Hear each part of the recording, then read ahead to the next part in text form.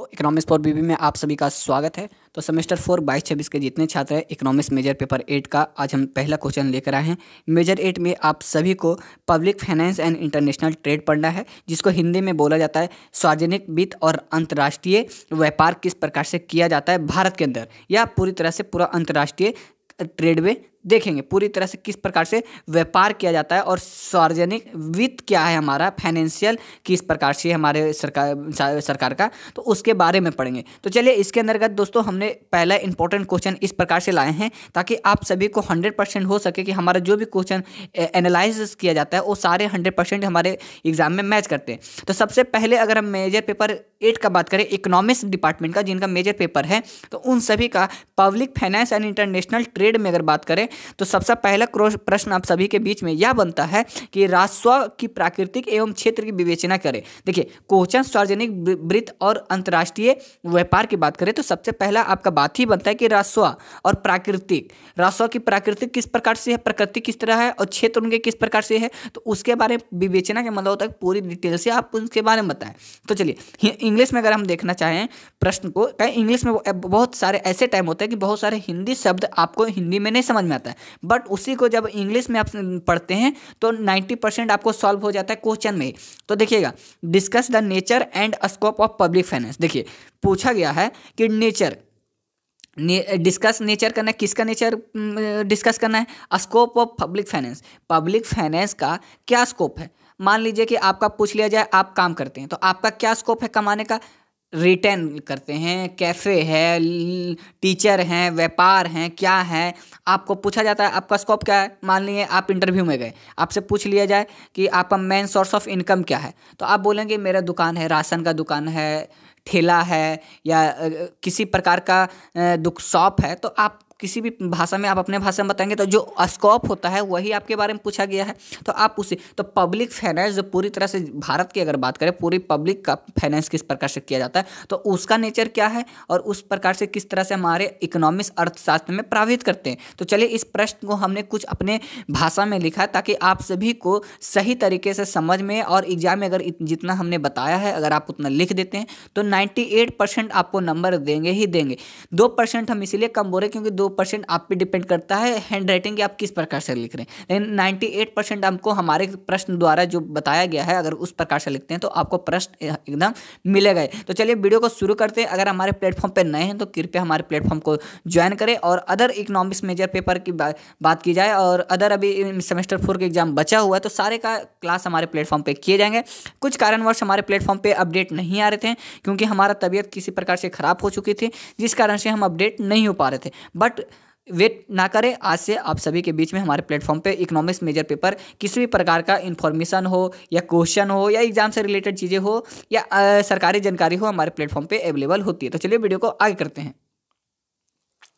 तो देखिए आंसर आपको किस प्रकार से लिखना है, तो सबसे पहले आपको लिखना है उत्तर, जिस प्रकार से उत्तर में देखिए आंसर में लिखना जिस प्रकार अर्थ शाखा के विज्ञान अथवा कला होने से सद में लंबा विवाद चल रहा है। देखिए जब हम अर्थ शाखा में बात करते हैं इसमें 2 प्रकार से विवाद आ रहा है कि कला और विज्ञान दोनों अलग हैं, बट क्या बोला जा रहा है कि इस प्रकार राजस्व का सदर में भी यह विवाद एक लंबे समय से चला आ रहा है कि राजस्व विज्ञान, देखिए राजस्व विज्ञान जो हमारे पूरे राज्य का है और कला ये दोनों ही एक ही है। मान लीजिए जो आपका कला है, मान रहे आप कमा रहे किस प्रकार से ठेला से कमा रहे, तो आप क्या बना रहे गुपचुप बना रहे, तो आपका एक कला है गुपचुप बनाने का, तो आपका अर्थव्यवस्था उससे ठीक हो रहा है। और राजस्व विज्ञान मतलब विज्ञान द्वारा आपका पैसा आ रहा है, तो वो भी तो दोनों एक ही चीज़ है, बट बहुत सारे ऐसे विवाद होते हैं कि दोनों को अलग कर देते। तो हम दोनों चीज़ों को समझेंगे, देखिए किंतु आज लगभग सभी अर्थशास्त्री का इस मत से सहमत हो चुके हैं कि राजस्व विज्ञान एवं कला दोनों एक ही है। मतलब कि लंबे समय तक ये चीज़ें चली, बट अब जब चीज़ें बदलती गई, अर्थशास्त्री जब पढ़ते गए, किताब खोज करते गए, तो उनको यह पता चला कि मान लीजिए राजस्व विज्ञान और कला दोनों एक ही, आपके पास कला है तभी आपके पास स्कोप है, और जब स्कोप है तभी आपके पास कला है, दोनों चीज़ें एक ही हो रही हैं तो दोनों को एक ही माना गया है। तो इसके बाद आपको लिखना क्या, यहाँ पे ध्यान दीजिएगा कि राजस्व को विज्ञान मानते हुए पेलन फेलन एक हमारे अर्थशास्त्री थे, उनके द्वारा कुछ तर्क दिए गए हैं, उनके बारे में आपको एग्जाम में लिखना है। 2-4 पॉइंट लिखिएगा तो आपको अच्छा खासा नंबर दे देंगे। चलिए, सबसे पहले आपको लिखना क्या होगा, राजस्व विज्ञान द्वारा किसी भी प्रकार की वस्तु स्थिति कल्पना एवं उसका अध्ययन किया जा सकता है। यह विषय वस्तु के संबंध में निश्चित शाखा प्रस्तुत करता है। सार्वजनिक वित्त के अध्ययन में उन विज्ञानों विधियों का अनुविशेष सहारा लिया जाता है, इस विज्ञान में सीमा में ही पहुँचते हैं। उसके बाद आपको तीसरा में लिखना है, राजस्व संपूर्ण मानवीय आचरण एवं ज्ञान अध्ययन नहीं करता। इसका संबंध केवल मानवीय ज्ञान एक सीमित क्षेत्र तक ही है, जो संभवतः क्या है, व्हाट इज का अध्ययन करता है, क्या होना चाहिए के तहतों में इनका उलझता है। उसके बाद चौथा में आपको लिखना है, राजस्व में तथ्यों एवं सिद्धांतों का नियमतम एवं क्रमबद्ध तरीके से संगमन किया जाता है। पांचवा में आपको लिखना है, राजस्व वस्तु स्थिति के संबंध में निश्चित विवेचना प्रस्तुत करता है और उसके विषय में पूर्व अनुमान में लगाया जा सकता है। इसके बाद आप सभी को लिखना क्या है, यहाँ से देखिए जो हमने पैराग्राफ लिखा, यही पैराग्राफ आपको एग्जाम में भी लिखना। देखिए, चीज़ें को हमारे लैंग्वेज में समझिए, लिखने टाइम आप कुछ अपनी भाषा भी ऐड करिएगा एग्जाम में, क्योंकि आपका कल एग्जाम में 28 तारीख को सभी मेजर पेपर 8 का एग्जाम है। लेकिन हमारा प्लेटफॉर्म के द्वारा बहुत ऐसे प्रॉब्लम है हमारे प्लेटफॉर्म पे हुए हैं, जिन कारणवश से हम वीडियो हमारे प्लेटफॉर्म पे नहीं आ रही थी। कुछ कारण है, वो कारण हम अपने प्लेटफॉर्म पे जल्द ही आप सभी को बीच में ला देंगे। चलिए, किंतु राजस्व मात्र विज्ञान नहीं वरना एक कला भी है।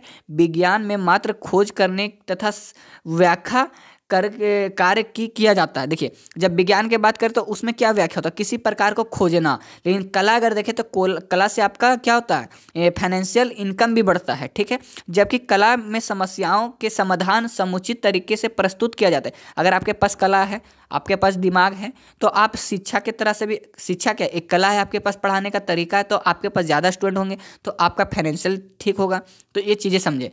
अब किसी वस्तु पर कितना कर लगाया जाए अथवा उपलब्ध आय कहाँ कैसे व्यय किया जाए आदि बातों का अध्ययन कला के रूप में ही भी अधिक बढ़ा गया है। देखिए, अब मान लीजिए एक स्कूल का इनकम कितना है, कितना फीस रखना चाहिए, तो इस कला को देखा जाता है कि कौन सा टेक्निक हम यूज करें कि हमारा स्कूल आगे बढ़े, इंक्रीजमेंट हो, हमारा फाइनेंशियल ठीक हो जाए स्कूल का। तो ये सारे क्या एक्ट है, आप किस प्रकार से कला करते हैं, आपकी क्या टेक्निक है यूज करते हैं कि आपका स्कूल ज़्यादा चल रहा है। तो ये भी आपकी एक क्या है, एक्ट है। तो इस द्वारा तो आप क्या करें, अपना फाइनेंशियल स्कूल का ठीक करें तो पब्लिक फाइनेंस ठीक हो रहा है।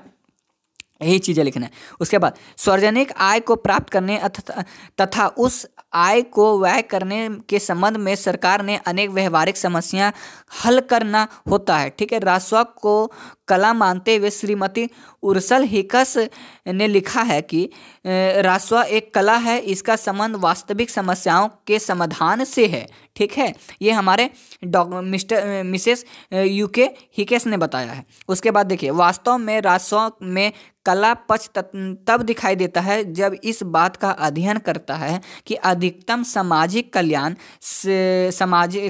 किस प्रकार प्राप्त किया जाता है। और राजस्व अंतर्गत सरकार का महत्वपूर्ण कार्य आय प्राप्त करना एवं आय करना है, किंतु आय प्राप्त करते समय इस बात का विशेष ध्यान रखना होता है कि वे कहीं समाज पर इसका बुरा असर ना पड़े और ना आर्थिक क्षेत्र में, क्योंकि प्रत्येक व्यय कर के लगन से जाना जाता है, कला से जाना जाता है द्वारा सरकार की त्रिकुट आलोचनाएं होती है। सरकार व्यय के विषय में कभी भी धारण बन जाती है कि सरकार धन का दुरुपयोग कर रही है अथवा आय प्राप्त करने का व्यायाम करने की निश्चित तरीके को कला का ही पक्ष मानना चाहिए। यह पक्ष राजस्व में दिखाई देता है। राजस्व में इस बात का भी व्यवस्था है कि कब कौन सा कर किस प्रकार लगाया जाए और कब किस प्रकार सार्वजनिक किया जाए। यदि इस प्रकार की समस्या क्रियाओं का अध्ययन राजस्व में नहीं किया जाता तो निश्चय कि यह अधिकलोचन का विषय बनता। अगर किसी प्रकार से नियम नहीं रहेंगे, किस प्रकार से आय बढ़ाना है, किस प्रकार से आय लेना है, अगर ये सारी चीज़ें नहीं रहती है तो आप क्या कर सकते हैं, विषय उठा सकते हैं, आलोचनाएं उसकी बुराइयां कर सकते हैं सरकार के द्वारा कि आप गलत तरीके से आप पैसा का प्रयोग करें। जब हर्षद मेहता का आप एपिसोड देखे होंगे उसमें बताया गया है कि सरकार का जो राजस्व आय है उसको किस प्रकार से यूज करते थे और किस प्रकार से उनका स्टॉक मार्केटिंग में यूज करते थे। तो ये क्या हो गया, एक तरह से अधिक आलोचनाएं कर सकते हैं उस विषय पर। तो वही चीज़ें इसमें अपने भाषा में भी लिखना है। अतः यह कहा जा सकता है कि राजस्व में विज्ञान एवं कला दोनों ही पक्ष निहित है। संक्षेप में राजस्व विज्ञान के रूप में हमारे समक्ष तब आता है तब संसाधनों का क्रमबद्ध ढंग से अध्ययन करता है, और कला के रूप में तब आता है जब वह एकत्रित संधानों का क्रियान्वयन का चित्र प्रस्तुत करता है। एकत्रित सा राजस्व का क्षेत्र, अब देखिए यहीं तक हो गया।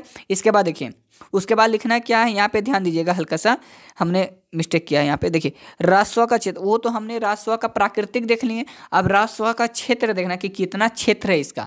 ठीक है, तो आधुनिक समय में राजस्व का क्षेत्र मुख्य प्रमुखता है। सबसे पहले अगर हम करें तो आपको कुछ इस प्रकार से ही लिखते जाना है जिस प्रकार से हमने लिखा है। 4 भागों में बांटा जा सकता है। हेरोल्ड गोबिस के शब्दों में राजस्व खोज की वह शाखा है जो सरकार की आय तथा व्यय से संबंधित है। आधुनिक समय उसके 4 बड़े भाग हैं।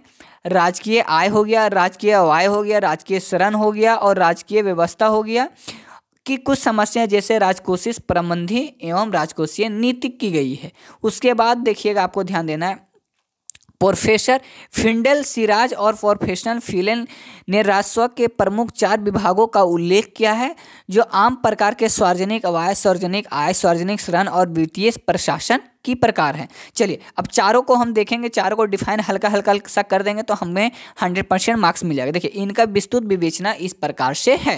तो सबसे पहला में आप सभी को करना क्या है, सार्वजनिक आय।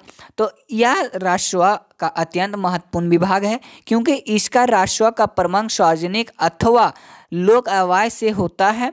सरकार व्यय करने की योजना पहले बनती है और फिर उसके अनुरूप प्राप्त करने का पालन पर्यंतन करते हैं। लोक आय के अंतर्गत उन सिद्धांतों का अध्ययन किया जाता है जिनके अनुसार सरकार अपने आय करती है। साथ ही सार्वजनिक आय के साथ उसके आर्थिक विकास पड़ने वाली प्रभाव का अध्ययन लोक आय के प्रमुख विषय है। ठीक है, उसके बाद आपको दूसरा में लिखना क्या है, सार्वजनिक आय किस प्रकार से। तो सार्वजनिक आय आपूर्ति हेतु सरकार प्राप्त करने की व्यवस्था करती है और सार्वजनिक आय के अंतर्गत इस बात का अध्ययन किया जाता है कि सरकार आय के स्रोत हैं और आय संबंधी विविध सिद्धांत एवं समस्याएं कौन सी है। सार्वजनिक आय में कोरोपन सिद्धांत, करे और एवं परिवर्तन, कर्तन क्षमता आदि अध्ययन किया जाता है। ठीक है, तीसरा में आपको लिखना है सार्वजनिक ऋण क्या है, पब्लिक डेबिट किस प्रकार से। तो प्रतिष्ठित अर्थशास्त्री का मत यह था कि बजट संतुलित चाहिए, अर्थात सरकार की आय और व्यय बराबर रहना चाहिए। किंतु आजकल संतुलित बजट की मान्यता समाप्त हो गई है क्योंकि राज्य के कार्यों में वृद्धि होने से सार्वजनिक आय की तुलना में सरकार को अधिक आय करना पड़ता है और आंतरिक आय की पूर्ति के लिए सरकार ऋण की भुगतान तथा इन श्रेणी के प्रभाव एवं भार को अध्ययन किया जाता है। उसके बाद चौथा में आपको लिखना है वित्त प्रशासन। अब क्या होता है, फाइनेंशियल एडमिनिस्ट्रेटर क्या है। तो राजस्व के सार्वजनिक आय के ऋणों की व्यवस्था के लिए प्रशासनिक तंत्र का आवश्यकता होती है। जैसे सार्वजनिक आय का एक अलग में विभाग होता है जिसके अंतर्गत बजट निर्माण प्रोत्साहित किया जाता है एवं सार्वजनिक ऋणों के लेन देन को भी पूरा हिसाब रखा जाता है। यह विषय अद्यपि आर्थिक पहलू से संबंधित है। तो दोस्तों इस प्रकार से हमने 4 पॉइंट इसके लिखे हैं और हमने प्रकृति के कुछ ये सारे बिंदु लिखे हैं। तो इस प्रकार से मेजर पेपर 4 के इकोनॉमिक्स मेजर पेपर 8 के प्रश्न को पहला को सॉल्व कर सकते हैं। और सार्वजनिक वित्त और अंतर्राष्ट्रीय व्यापार के अंतर्गत अभी हमारे प्लेटफॉर्म पे लगातार 10 से 15 क्वेश्चन अवेलेबल हो जाएंगे। इतना अगर आप रात मार में पढ़ लेते हैं तो 100% कल आपकी 98% आ जाएगा। तो दोस्तों नेक्स्ट वीडियो में मिलेंगे। आज के लिए इतना ही। जय हिंद, जय भारत।